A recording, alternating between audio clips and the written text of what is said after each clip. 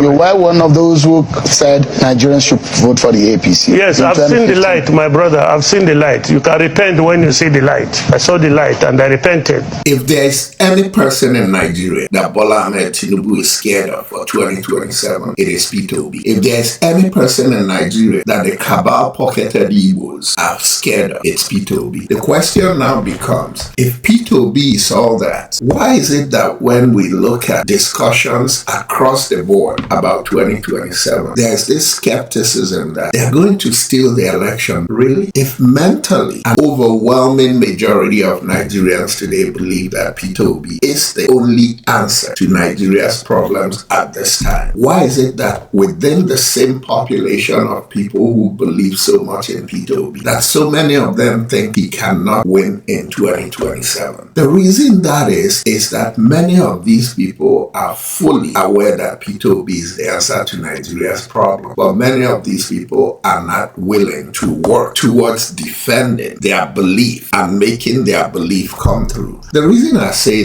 this is that we have people like me on social media who come out frequently and talk. My opinion is not different from most people who listen to what I'm saying. The only difference is that most people who listen to what we're saying have the same opinion and discuss those opinions in their bedrooms and in little gatherings, and they don't come out vehemently to show where they stand. And many, for the most part, when there is a public discussion, they tend to be inhibited, not wanting to say something because it's not popular. But you know that Peter Obi will win. So why don't you start saying it enough times in enough places between now and 2027? There is power in the words you say. There is power in the words that regurgitate all the time. You start crushing people when you vehemently come out and say where you stand on issue. And these people who are planning to rig the election in 2027, if they're hearing enough voices like mine telling them the consequences of daring to rig that election, telling them the fact that if they dare rig that election, that the group that are going to support Peter Obi are ready to fight fire for fire. As they do in Deacon and Fire. They kill your mama, you kill their papa. They kill your brother, you kill their sister. That's the only language that thugs like Bola Ahmed Tinubu understand. Until you feed them their own language and beat them at it, they're gonna continue to think that their shit don't stink. And it stinks. Ladies and gentlemen, once again, this is Fred Wankwa coming to you from our studios in Chicago with another edition of Bold Talk on Allen TV. And as usual, I like to say good morning, good afternoon, and good evening to you, depending on where you are around the world. And we also have with us tonight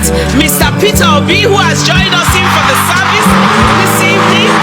Hallelujah.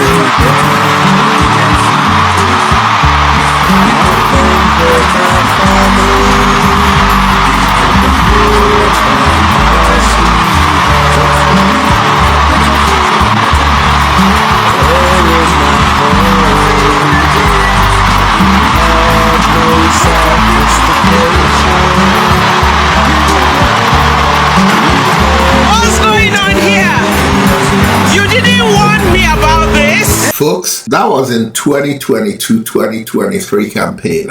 As you see, may his soul rest in peace. Aluko was standing right next to him. The reason I showed that is that with that momentum, he won the election in 2023. They stole it. If Nigerians will sit back and let them steal this election in 2027, shame on us. We must fight fire for fire. Peter Obi won that election. That came third. According to the result that was announced, not according to the true results. So how do you determine who won an election? We have the data now. We had monitors on the field. We had agents on the field. We collected our data. We know our results. We know the results that were coming in from the field. We can see clearly the point at which they were altered. We can see clearly, The demography took them by surprise. The demography took the assholes by surprise. Yes, that's what I call bigots. Folks, that's not an Igbo man. That's a northern talking facts. about Nigeria's politics. And with those kind of facts on ground, it's up to Nigerians. If you want something, you have to fight for it. If you don't fight for it, stop complaining. The voter suppression that he talked about is the same voter suppression that Republicans are doing. Why do I say that? We have a lot of Nigerian bigots who live in America. But in America, they wear masks and act like they believe in democracy. I challenge every progressive Nigerian, Igbo, Yoruba, Fulani, Edo, who lives outside Nigeria, to challenge those assholes.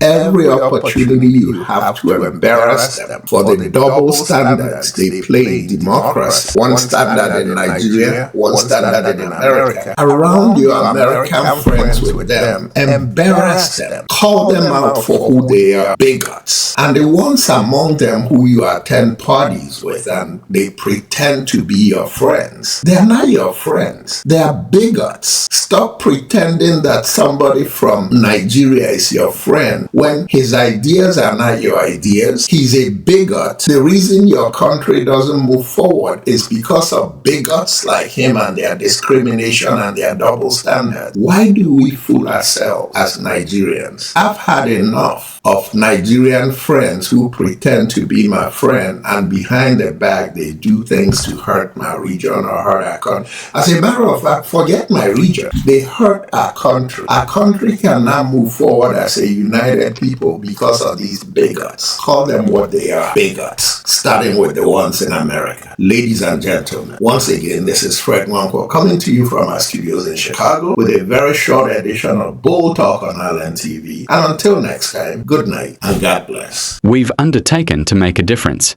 Our foundation is passionate about empowering communities and fostering growth.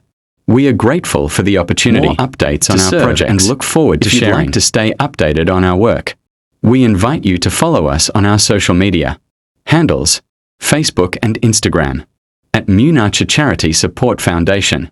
You can also reach out to us via these platforms, or through email if you have any questions.